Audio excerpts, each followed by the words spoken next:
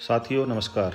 आपने मेरे पिछले ब्लॉग में देखा होगा कि मैं 5 तारीख को शाम को धारचूला पहुंच गया। तो आज की आज की डेट की शुरुआत होती है 6 तारीख से। 6 नवंबर को सुबह मैंने चाय नाश्ता लेने के बाद मैं धारचूला मैं बाइक से गया। मेरा विचार ये था कि बाइक से आगे जाने का, और फाइनल मोमेंट में मैंने बाइक से आगे जाने का विचार त्याग दिया। और मेरे को यहाँ साथी मिल गए, मुझे 2 सहयात्री, जिसमें से एक नैयर साहब थे दिल्ली से और एक विभू जी थे बरेली से, जो आगे मेरी यात्रा का साथी बने। उसके बाद हमने बोलेरो हायर किया और बोलेरो से हमने आगे की यात्रा करी। आगे की यात्रा जो आप देखेंगे, अभी हमें जाना है नेक्स्ट डे धारचूला से नाबी विलेज, जिसकी टोटल डिस्टेंस जो है वो तकरीबन 110 किलोमीटर है। और इसका मैक्सिमम जर्नी काली नदी के साथ साथ होती है। काली नदी वही, जैसा आपने पिछले भाग में देखा था कि भारत और नेपाल का एक बॉर्डर के रूप में काम करता है, तो यहाँ भी वही काम कर रहा है।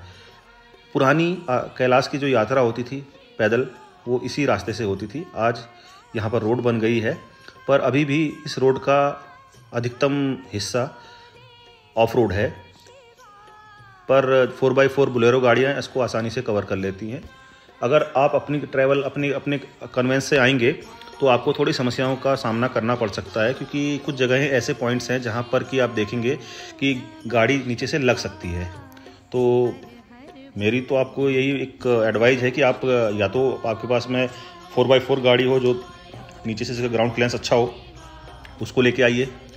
नहीं तो आप धारचूला तक अपना कन्वेंस लेके आइए और धारचूला से आप यहाँ लोकल गाड़ी को हायर करिए, क्योंकि वो ज़्यादा अच्छा विकल्प रहेगा आपके लिए। और हमने भी उसी का इस्तेमाल किया।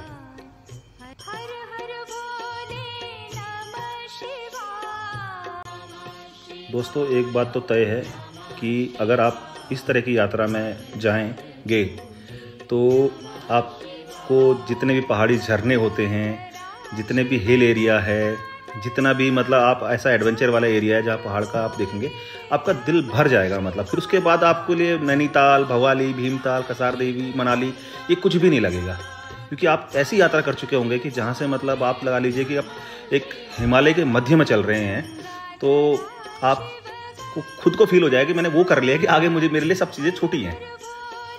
जैसा आप देख रहे होंगे, काली नदी बिल्कुल अपने वाटर करंट के हिसाब से बहुत तेज़ी प्रभाव से नीचे की तरफ आती हुई दिख रही है यहाँ पर, और वैसे ही जैसे बाउंड्री बन रही थी वही चलती रहेगी।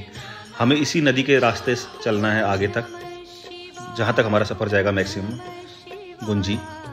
डेस्टिनेशन आज की हमारी नाभि रहेगी। रास्ते में यहाँ पर बहुत सुंदर सुंदर गाँव के हमें दर्शन होते हैं। जैसे अगर आप धारचूला से निकले हैं तो उसके बाद आपको मिलेगा पांगला, बुदी, मालपा, गरबिया, नपलचू, गुंजी, काला पानी, नाबी, कुट्टी, ये गांव इस नदी के किनारे बसे हैं। धारचूला से चलते चलते हम लोग पांगला, मांगती और गर्भाधार क्रॉस कर दिया है, और बहुत ही बढ़िया हमें रिवर का फ्लो मिल रहा है। आप देखिए इसमें बहुत ही धारी नदी है, और धीरे धीरे यहाँ नेचुरल पेड़ पौधे खत्म हो गए, सूखे ड्राई पहाड़ आ रहे हैं।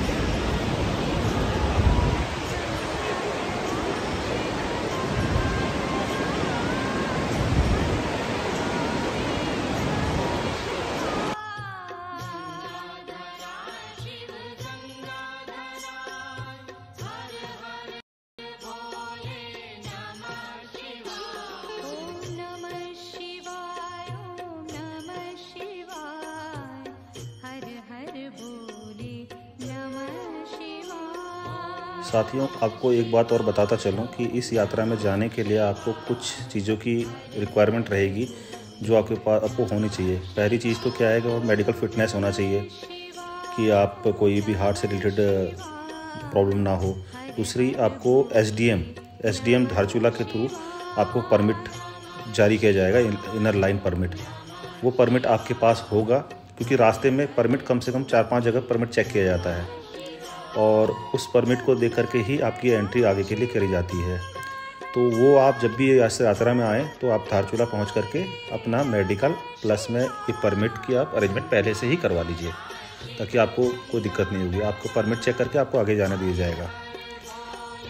तो वो ज़रूरी है आपको परमिट, और वो मेडिकल फिटनेस होना। धीरे धीरे हम पहाड़ियों करते करते अपर हिमालय की तरफ आगे बढ़ते हैं। आगे जाते जाते हम लोग छियालिक पहुंचने वाले हैं। छियालिक वो जगह है जहां पर आपको नीचे से, मतलब आप अगर देखते पांगला से आप आगे जाएंगे तो वहाँ से लगभग 36 बैंड आते हैं, 36 मोड़ आते हैं, बैक टू बैक राउंड में। तब जाकर आप एक अपर हाइट पे पहुँच जाते हैं जिसको छियालिक कहते हैं। यहाँ पर पहली बार आपका परमिट चेक किया जाएगा आर्मी की तरफ से, और उसको देखने के बाद ही आपको आगे की यात्रा की अनुमति मिलेगी।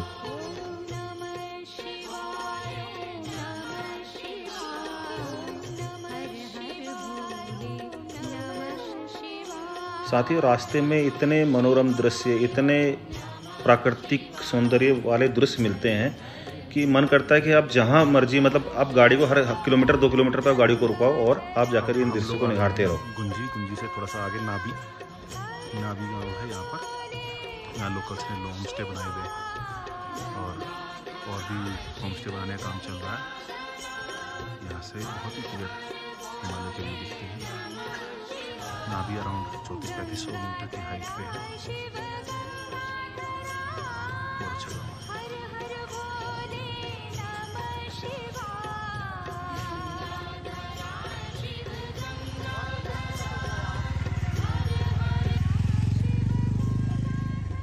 ये जो हिमालय के पहाड़ देख रहे हैं नेपाल के साइड के, जिसको माउंट आपी कहते हैं।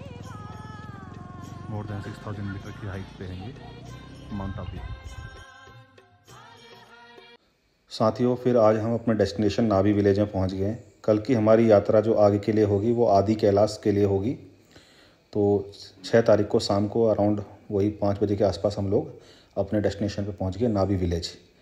तो यहाँ पहुँच के रात को डिनर करने के बाद हम सब ने अपनी पोजीशन ले ली और अगले दिन की चर्चा भी कर ली है कि क्या हमारा प्लान रहेगा, कितना निकलना है, कब निकलना है, इस बारे में। यहाँ पर मैक्सिमम डॉर्मेंट्री की व्यवस्था होती है, रूम शेयर करके रहना पड़ता है। तो धन्यवाद दोस्तों। बाकी आपको आगे की जर्नी अगले पार्ट में मैं आपको प्रेजेंट करूँगा। Thank you.